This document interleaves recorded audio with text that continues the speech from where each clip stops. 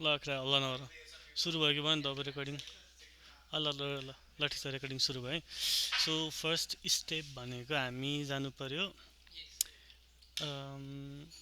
सेटिङ्समा सेटिङ्समा गइसकेपछि SSH and जिपिजी किजमा र जिपिजी किज पछि एउटा न्यू एसएसएच कीमा र यसको लागि हामीलाई चाहिन्छ तिम्रोमा गिट ब्यास छ है गिट ब्यास छ अनि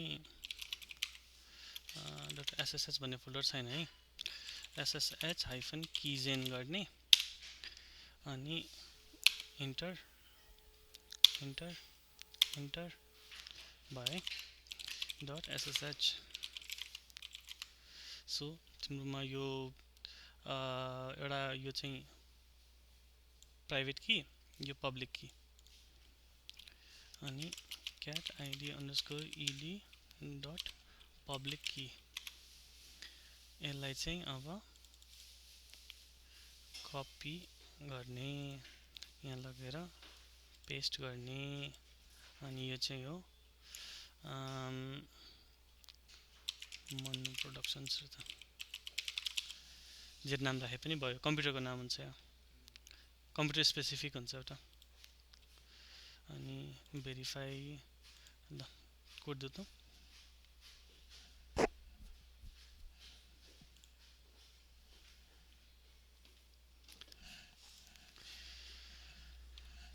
69658612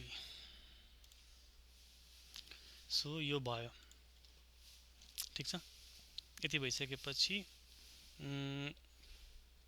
तिम्रो गिटले अब आइडेन्टिटी भेटाउँछ यति गर्ने बित्तिकै यो कम्प्युटर र यो तिम्रो लिङ्क भयो अब त्यस पछाडि तिमी प्रोफाइलमा जाउँ प्रोजेक्ट क्लोन गरौँ है त अब प्रोफाइलमा जाउँ अनि रेपो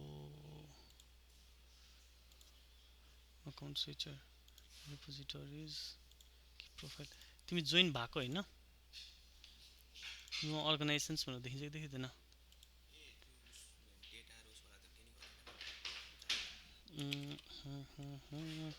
नमलक अफ भन्छ त यसमा जिमेल छ है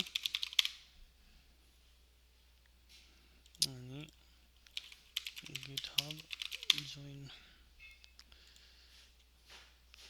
the invitation will expire in 7 days so तिमी जोइन भइसक्यो त हैन यो त गरेको है त अहिले किन देखाएन भन्ने कुरा हो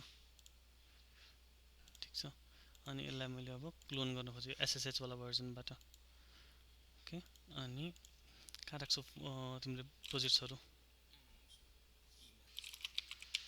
डी ड्राइभ छ के अरे ई ड्राइभ छ यसैमा ठिक छ हैन गिट क्लोन अनि यो युआरएल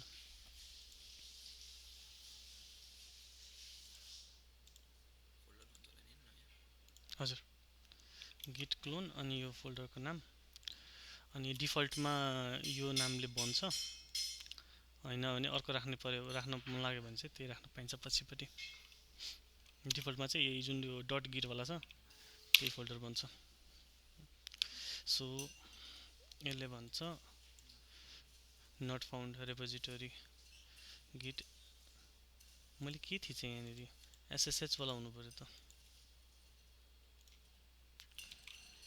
एचटिटिपिएस वाला भएछ गिट क्लोन अनि पेस्ट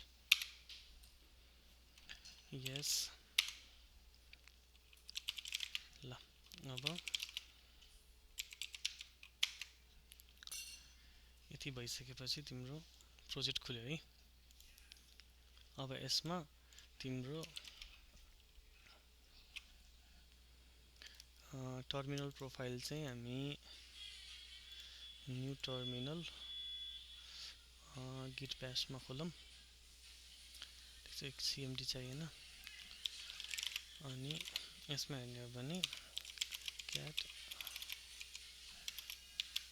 यो वाला यस्तो वाला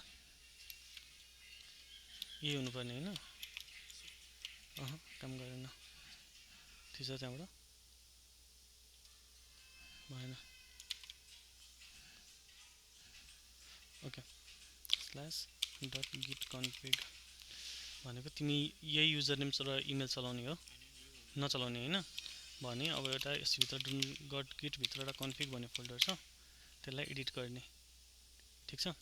र अब यहाँनिर एउटा युजर सेक्सन खोल्ने अनि नेम इक्वल्स टु BISHALDHAR अनि इमेल इक्वल्स टु vishalmanandar225@gmail.com हो। सो यो दुईटा हुनु पर्यो।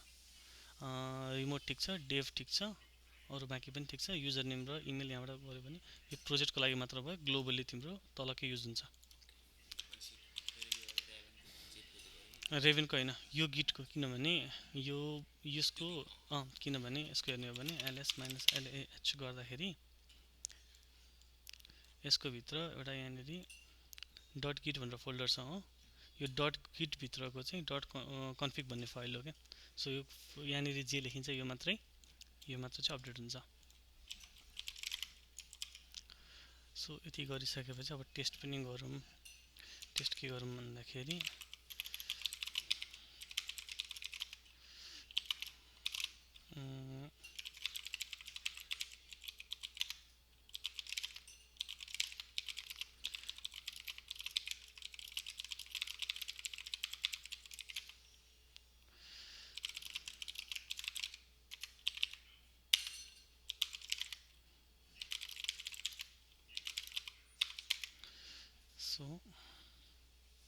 यसो हेर्दाखेरि यो ठिक छैन तिम्रो, यो वाला आयो, ग्लोबल वाला आएन नि त। सो यसरी चाहिँ तिमीले हरेक स्टेप, हरेक गिटको उसमा चाहिँ या तिमीले ग्लोबल्ली नै यो राख्नु पर्यो, यो युजर नेम र यो ग्लोबल्ली राख्ने भनेको यहाँनिर त्यो वाला त होम गिट कन्फिग। सो यहाँ भएको चाहिँ ग्लोबल्ली मान्छ नि त, अनि यो नराख्ने हो, अरू कुनै राख्ने हो भने चाहिँ त्यो युजर नेम र पासवर्ड राख्ने। अनि यदि अब अर्कै अब एउटा मात्र किज छ नि त तिम्रो आइडी अन्डरस्कोर यदि दुईवटा किज राख्ने हो भने चाहिँ होस्ट फाइलमा गएर फेरि चेन्ज गर्नुपर्छ। तिम्रो पर्सनल गिटमा गर्नु पर्यो भने तिमीले अहिलेसम्म उनी सेटअप गरेको छैनौ नि त।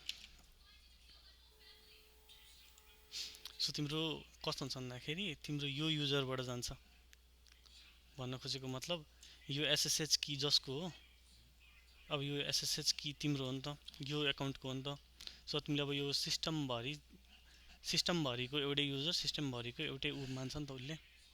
सो अब यदि तिमीलाई यहाँनिर अर्को गर्नु पर्यो भने अर्को एकाउन्टमा गएर फेरि SSH की एड गर्ने, तर अर्कै जेनेरेट गर्ने क्या। जस्तै अघि एउटा छ भने अब अर्को नाममा जेनेरेट गर्ने अनि SSH भित्र चाहिँ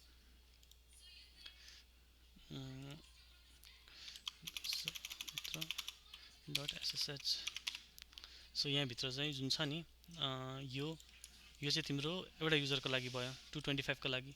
यसरी नै तिमीले अर्को जेनेरेट गर्नु पर्यो अनि त्यो चाहिँ अर्को युजरको लागि बनाउनु पर्यो। अनि त्यसको लागि चाहिँ तिमीले अब यहाँनिर फेरि एउटा कन्फिग फाइल बनाउनु पर्यो। अनि कन्फिग फाइल बनाएर चाहिँ यो जस्तै यो चाहिँ अब डिफल्टमा भएको कुरालाई कन्फिगर गर्नु परेन नि त, एक्स्ट्रा भएको कुरालाई चाहिँ कन्फिगर गर्नु पर्यो भने यहाँनिर एउटा कन्फिग फाइल बनाउने, होस्ट github.com भयो। अनि आइडेन्टिटी फाइल चाहिँ यो युज गर्ने भनेर हामीले सेकेन्डरी पाथ दिने कि त्यति काम चाहिँ गर्नुपर्छ। जुन अर्को ठाउँमा गरौँ न।